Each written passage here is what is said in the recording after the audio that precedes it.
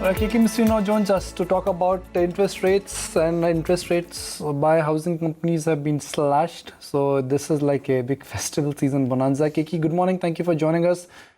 How are you gauging the demand in the festival season? Has the festival season brought some cheer in terms of demand outlook?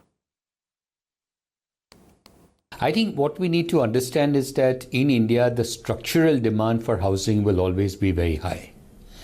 Now, within the housing market, you have to really look at two broad areas, two broad segments.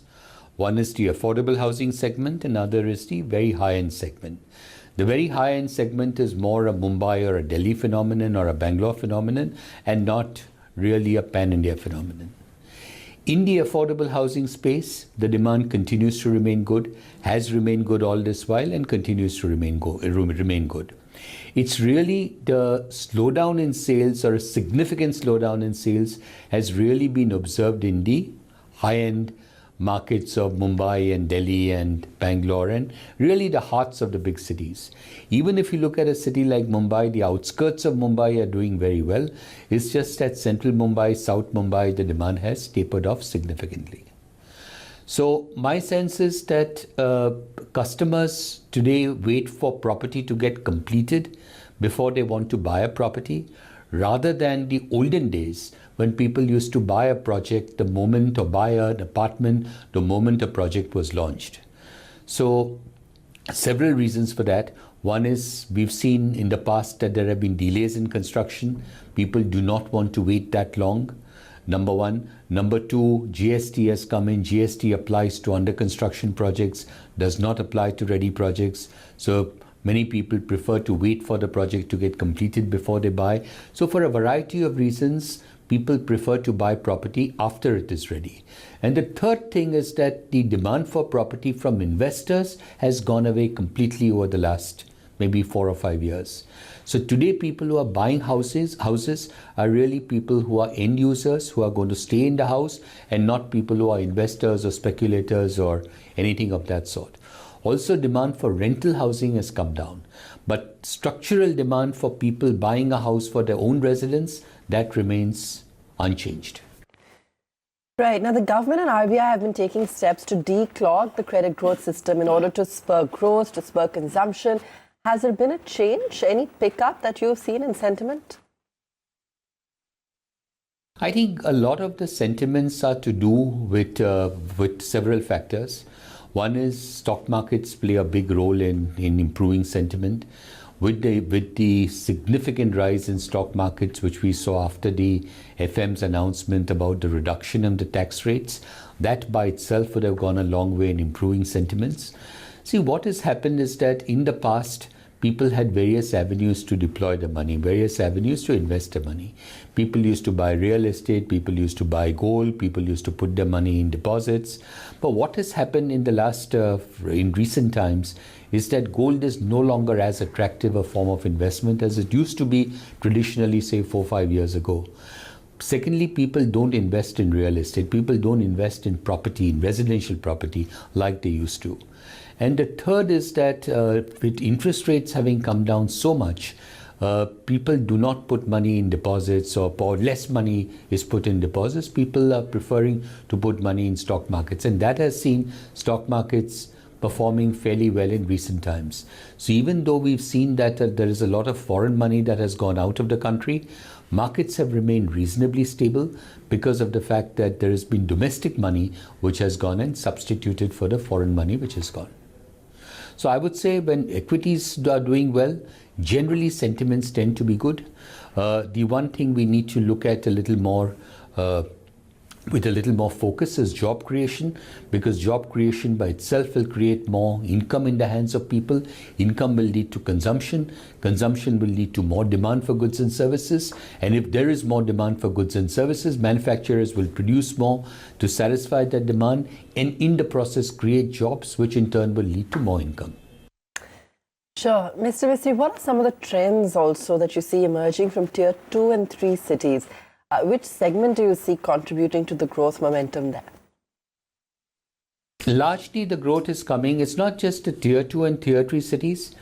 Even the tier 1 cities, even a city like Mumbai, for example, the outskirts of Mumbai, the demand for housing continues to remain good. It's just central Mumbai, South Mumbai, where properties are very high, where the cost is very high. These are the areas where there is a slowdown in sales and some degree of stress. But if you look at the outskirts of the big cities, even the tier 1 cities, the demand is still fairly good. So for the right priced apartment, if the area is right, if the location is right, if the purchase price is right from a consumer's perspective and the size of the dwelling unit is not very large, there is sufficient demand for those properties, irrespective of where those properties are located. But as I said earlier, people prefer to buy property when the apartment, the building is ready and the occupation certificate has been received, rather than buy a property when the construction has started. So that is a clear trend which has emerged in the last 2 or 3 years. Sure. KK, but with the real estate sector under pressure and real estate projects being stuck, there have been concerns on the NPA inching higher. What are the asset quality trends that you yourself are seeing for the industry? See, we cannot comment on anything specific to HDFC, but speaking very generally, yes, there have been some stress on real estate projects because there are a number of projects which have not got completed, and there is that last mile funding which is required to complete the project. You see, typically what happens is that in the past, when a developer used to start a project, he would tie up about 70 to 80% of the funding that was required for the project upfront. The remaining 20 to 30% of the funding would come out of sales. And he would sell property whilst it was under construction and raise money and use that money which he gets on the sale of the property to do the last mile funding which was required for the project. Now, for a variety of reasons, the demand for under construction projects has come down. And because of that, developers are not getting that last bit of money on selling the apartment which they need for their last mile funding. And that is one of the reasons why you're seeing so many projects which are 60, 70, 80% completed and are not getting fully completed because that last mile funding is not available for that project. So the government has tackled this by coming out with the fund. There is a proposal that the Finance Minister made a month ago. I think it's a wonderful proposal. I think it will go a long way in alleviating the problems in the real estate sector, where the government said that they will set up a fund of 10,000 crores and invite participation from the private and the public sector for more money. So my sense is we can create a pool of 20, 25 or 1,000 crores. That can go a long way in providing that last mile funding that is required for projects. The only change which perhaps needs to be made to that announcement which was made earlier is that the money from this project should also be made available for projects which are already NPL in the books of some lender or the other. Because if a project is under stress, then logically if the construction has been stalled, then logically even the repayment of the loan that had been taken on that project would also not have taken place on time, with the result that the loan would be an NPA in someone's books. Now, if you cannot fund those projects, then those projects remain. There is no other avenue for funding those projects. Right. You've also cut your lending rates. What has helped cut the lending rates, and what is the trajectory now looking like? Can we expect further lowering when it comes to the lending rates? It is something which we look at all the time. We have an asset liability committee which meets periodically and takes and reviews interest rates. We are reviewing interest rates as it stands today, as today itself. See, there are two parts to funding. Funding changes incrementally, but funding does not necessarily change to the same extent on the entire liabilities. So the liability funding change, whenever it happens, that gets reflected in a reduction in the retail prime lending rate. But if incremental funding costs come down without necessarily the balance sheet funding comes down, then that gets reflected in lower funding costs for new loans. So that is the distinction you need to understand. So we are reviewing our rates.